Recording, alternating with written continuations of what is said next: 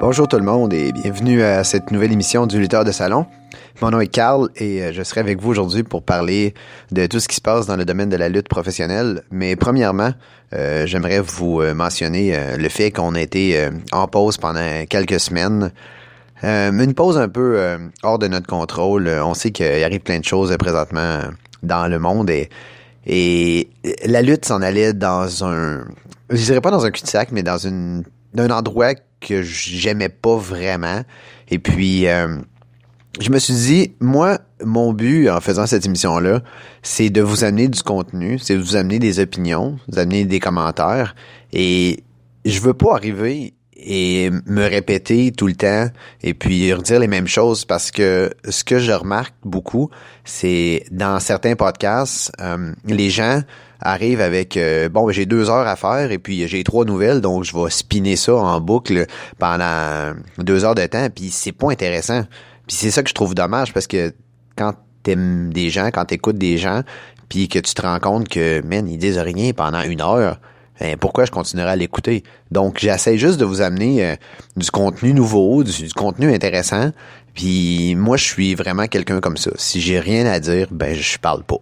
Donc, aujourd'hui, je me sentais d'attaque. Je me disais, hey, on a eu 2 belles semaines avec Dynamite, puis c'était le fun, j'ai eu du plaisir, même si, bon, c'est 2 shows dans des arénas vides, puis la semaine passée, encore plus décevant, le fait que c'était le show que j'étais supposé d'assister à Rochester, donc avec tout ce qui s'est passé... l'arrivée du Exalted One, Matt Hardy, Vanguard One, etc., etc. C'est encore plus frustrant de le regarder de chez nous et me dire, man, j'aurais été là puis j'aurais pu en profiter. Je vais tout de suite faire amende honorable avec ce que je vais faire aujourd'hui dans l'émission. Il y a des gens, probablement, parmi vous, qui vont se dire, lui, il aime All Elite puis il aime pas la WWE. Parce que tout ce que je fais, c'est de chier sur eux autres. Puis All Elite, je dis que c'est bon parce que j'aime ça. Et c'est pas une question d'aimer ou pas un produit ou l'autre. C'est vraiment de dire, est-ce que t'es là pour les fans? Est-ce que t'es là pour les bonnes raisons? Est-ce que quand je m'assis puis je prends mon 2 heures ou 3 heures de ma journée à écouter quelque chose, j'en ressors gagnant, j'en ressors positif puis de bonne humeur? Puis moi, comme je vous ai dit dans les émissions précédentes, Raw, c'était sacré. Je ne manquais pas un épisode de Raw. Et je pense, j'ai pas la statistique exacte, mais je crois que j'ai écouté Raw consécutivement pendant 8 ans, en manquant aucun épisode. Si jamais j'étais pas à la maison, je l'enregistrais, je l'écoutais tout de suite après. Mais j'écoutais Raw dans le temps que ça passait à TSN. Et puis, je l'écoutais à minuit, de minuit à 2 heures du matin. Et puis, c'était à tous les semaines. C'était une religion. J'écoutais Raw.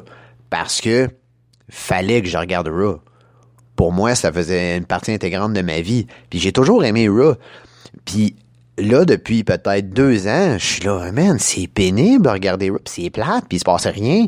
Puis même si ils nourrissent des histoires, puis même s'ils continuent à essayer de nous raconter des trucs, l'idée en général, c'est que je veux être investi, je veux pouvoir me dire émotivement, ça me touche émotivement, je suis lié pour un ou l'autre des personnages, puis ce qui arrive, ça me fait de la peine ou ça me rend heureux ou peu importe. Il faut que ça soit comme ça, il faut que on puisse justement se servir de nos émotions, raconter des choses, puis justement être le public attentif, comme dans un film que t'es au cinéma, puis le film se déroule devant tes yeux, puis des fois tu ris, des fois tu pleures, des fois t'es surpris, des fois t'as peur. C'est la même chose, c'est un spectacle, mais en même temps, ça reste une émission de télé où est-ce que le contenu fait en sorte que t'as une émotion. Et puis, c'est ça que j'ai perdu un peu avec Raw, parce que je l'écoute, puis je suis comme, ça m'intéresse pas, ça c'est plate. Ah, ça, lui, je m'en fous, ça va être du 50-50. Ah, je sais que lui va perdre. C'est que on commence à avoir de la prévision. On commence à faire en sorte que on se dit, ben ça va arriver. Ah, ben ça arrivera pas. Ou, il pourrait faire ça, mais ce serait cool, fait qu'ils le feront pas.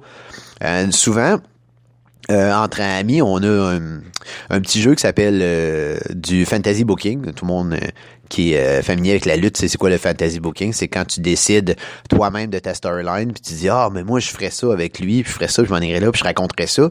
Et quand on fait ça, ça finit toujours avec ben ça serait cool, donc ils le feront pas. Puis je vous dirais 90% du temps, c'est ça qui arrive. Parce que ça serait vraiment une bonne idée, mais là, ils font ben on le fera pas. Fait que on ne plaira pas à nos fans, on va pas faire en sorte que les fans soient hystériques, qui sautent sur leur banc puis il y ait du plaisir. Je sais pas pourquoi tu veux fouler ton aréna et faire en sorte que les gens aient pas de plaisir. Je ne comprends pas.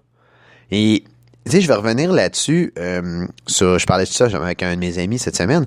Une anecdote que j'ai vécue quand on est allé à WrestleMania. WrestleMania 27. Et puis WrestleMania 27, non 29, excusez-moi, celui qui était à New York. Et puis le main event était John Cena contre The Rock.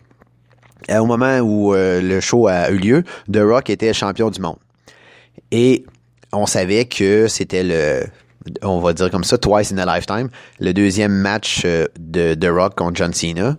Et John Cena est à la recherche son 16e titre mondial. Donc, les chances que John Cena batte The Rock à WrestleMania étaient de 95%. Donc, on savait que The Rock était pas là pour longtemps. Il était arrivé au Rumble, il avait gagné contre CM Punk. Je pense qu'il voulait pas donner la ceinture à John Cena en la prenant de CM Punk vu que c'était la rivalité. Bref, en étant dans le match, le show était premièrement très, très, très long et très, très, très plate. Donc, en arrivant au main event, il y avait une ambiance de mort dans la salle parce que personne croyait aux chances de The Rock de gagner. Et c'est ça qui est triste parce que tu veux avoir tes fans debout, tu veux avoir tes fans qui crient, qui dansent, qui font n'importe quoi. Et tout le monde savait le résultat. Donc, on a regardé le match. On était là, on était sur place à New York, là, avec 90 000 personnes. Là. Il n'y a aucune ambiance. Le match est terminé. John Cena a gagné. Puis qu'est-ce qu'on a fait? On a fait, bon, ben c'est ça. On s'est levé. On a quitté notre siège, puis on est parti. Et les gens étaient pas contents, là. Les gens, ils étaient comme, ben voyons, c'est quoi ça? Puis, il y avait peut-être des irréductibles fans de John Cena qui, eux autres, ils chantaient, puis ils dansaient, puis ils étaient bien contents. Et moi, je compare toujours les fans de John Cena aux fans des Patriots. Je veux dire, tu sais qu'ils gagnent tout le temps. Fait que c'est pas un challenge de prendre pour lui. T'sais. Les Patriots aussi, ils gagnent tout le temps. Donc, mais là, c'est sûr que avec le départ de Brady, ça va peut-être changer, mais en tout cas. Donc, c'est un peu ça, c'est que je me dis, t'as la chance de faire vibrer tes fans. T'as la chance de faire donner des émotions aux gens. Puis là, tu leur fais ça dans les mains. Puis t'es comme, oui, je comprends que John Cena a gagné, mais pourquoi?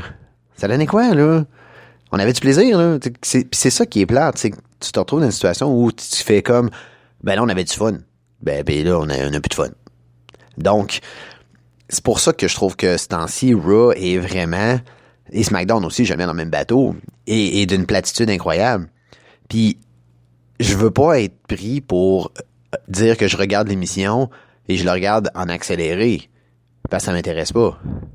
Je veux dire, ils ont fait le spécial des nouvelles émissions Arena vide. Et ils ont commencé le SmackDown avec Bayley, Sasha Banks, là 2 semaines. Et puis... ils rentrent dans l'aréna comme s'il y a 10 000 personnes, mais il y a personne assis. Tu peux pas jouer ton rôle devant personne si... Tu peux pas vendre ça. Moi, là, l'idée, c'est que tu vas me vendre une histoire, tu me racontes une histoire, puis si l'histoire fait du sens, je vais te croire, même si ça se peut pas, là. Donc, si tu me racontes que tu sors, puis t'es comme, hey, avec la foule, puis t'es content, puis il y a personne... ben t'es un retardé, là. Ou t'es un schizophrène, un des deux. Donc, ça commençait mal. Puis là, après ça, tu me donnes un match avec Nikki Cross puis Alexa Bliss, dont tout le monde se fout. Donc, tu commences ton show, pas de public, avec ce match-là, dont personne ne veut voir. Puis, c'est un peu ça que je trouve plate, c'est que quand ils font leur booking... ils décident, OK, qui on va mettre, puis qu'est-ce qu'on va faire? on dirait qu'ils se posent pas la question, est-ce que les gens veulent voir ça? Non, on va faire un rematch, puis un rematch, puis un rematch, puis encore un autre rematch. Et pourquoi est-ce qu'on pense qu'on a vu Roman Reigns contre Baron Corbin genre 50 fois? Parce que on veut faire cette histoire-là. Oui, mais le monde s'en fout. Le monde ne veut pas le voir, là. C'est avec cet œil-là qu'il faut que tu te dises comment je monte ma carte, comment je le fais pour que les gens soient intéressés puis qu'ils fassent pas « Hey, où ma commande que je change de poste? » L'idée est là. Donc, quand tu commences une émission, justement, une arène vide, avec un match dont tout le monde se fout, ton émission est lourde, là. Puis c'est 2 heures de « faut que je t'offre 2 heures. » Puis, je me rappelle, SmackDown a déjà été une émission que c'était l'émission à regarder. Dans le temps que Daniel Bryan était au sommet, c'était l'émission de lutte. Raw avait des histoires, SmackDown avait des combats. Donc, tu voulais voir des bons combats, tu regardais SmackDown, puis wow! Ça revolait partout, là, puis c'était bon, là, puis la foule était dedans. Puis ça m'a amené aussi avec la condition qu'on a présentement dans notre vie en général, le pourquoi est-ce que on ne peut plus sortir. Ça m'a amené à regarder des vieux combats, à regarder des vieilles affaires, à regarder la WCW, à regarder une coupe de cossins, et puis je me disais, l'ambiance a tellement changé. J'ai vu un match cette semaine, c'était, je pense que c'était Ric Flair contre Ricky the Dragon Steamboat. Un match de Saturday Night. On s'entend que c'était pas Raw ou SmackDown ou... les autres dans le temps, c'était Nitro puis Thunder. Là, c'était leur émission parce que Nitro n'existait pas encore. Mais c'était un match en comme 91, une affaire de même, 92. Et puis, Ricky Steamboat faisait des arm drag et la foule était hystérique. On s'entend qu'un arm drag, c'est pas le plus gros move de l'histoire de l'humanité, là. Mais les gens cheeraient pour absolument tout. Tout ce qui se passait dans le match, tout le monde cheerait. Et c'est là qu'on voyait à quel point c'était des bons lutteurs. Puis j'aime pas revenir dans le temps puis dire dans le temps c'était bon, puis le monde, comme ils disent, l'attitude era c'était tellement bon. Non, l'attitude era c'était correct, puis 80% du show c'était de la merde. Mais le 20% qui était bon, il était solidement bon. Mais le reste, là, t'avais les filles en bikini dans la boîte, puis du monde qui accouchait des mains, puis des cossins, là. C'était pas bon, là. À un moment donné, faut s'enlever de la tête que l'attitude era, c'était la meilleure affaire qui existait après le pain tranché, là. C'était correct, là, l'attitude era, là. C'est juste que Stone Cold était over the top, The Rock, puis Triple H aussi. Puis toutes les émissions finissaient en Raw tout le temps. Mais à part de ça, il y avait pas grand-chose, là. Fait que c'est pour ça, je me dis tout le temps, tu sais, la WWE se base là-dessus pour faire c'était tellement bon ce qu'on a inventé, puis comme oui, mais quand tu gagnes, c'est facile d'écrire l'histoire comme un gagnant, mais quand c'est toi qui es dans le ditch, c'est différent un peu. Donc, c'est un peu ça que, comme je disais, je regardais le match de Steamboat puis de Ric Flair, puis je me disais, wow, imagine si c'était spectaculaire, comment les gens seraient en train de perdre connaissance, là. Mais les gens voulaient cheerer pour ça, puis ils voulaient cheerer pour le héros, puis ils voulaient huer le vilain. Mais on s'entend que le vilain, c'était Ric Flair, là. Mais Ric Flair, c'était un vilain, mon Dieu, qui était extraordinaire. Tout ce qu'il faisait, c'était vilain. Tout. Puis ça s'est perdu. Puis je pense que l'idée, c'est que maintenant, ils disent, OK, ben moi, je vais être heel, moi, je vais être face, parce que je veux que le monde me hue. Mais si tu veux que le monde te hue, faut que le monde fasse pas du genre X-Pac Heat, là, que genre, on veut plus te voir, va-t'en chez vous, puis reste dans ta maison, puis on va la brûler, là. C'est pas ça, là. Un peu comme Baron Corbin maintenant, que Baron Corbin, c'est pas un méchant, c'est juste un gars, tu dis, reste ton camp, là. On veut plus te voir, on est tanné, là. Tu sais, c'était pas ça. Ric Flair, tu voulais le voir manger une volée. Et puis, Ric Flair, ce qu'ils ont fait, faire une petite anecdote comme ça, dans le temps qu'il était avec la NWA, qui était l'alliance, dans le fond, de tous les territoires d'Amérique pas d'Amérique du Nord, mais des États-Unis, c'est que chaque État avait son NWA, et Ric Flair, c'était le champion de la NWA des États-Unis. Donc, c'était, dans chaque État, Ric Flair était le champion. Donc, il se promenait d'État en État pour défendre sa ceinture, parce qu'il est le champion. Donc, chaque État avait son top guy, son top face, qui envoyait contre Ric Flair. Donc, Ric Flair pouvait faire une tournée de 90 matchs d'affilée, il perdait pas, mais il se faisait sacrer la volée de sa vie à tous les jours. Et les gens payaient pour aller voir Ric Flair se faire sacrer des volées, là.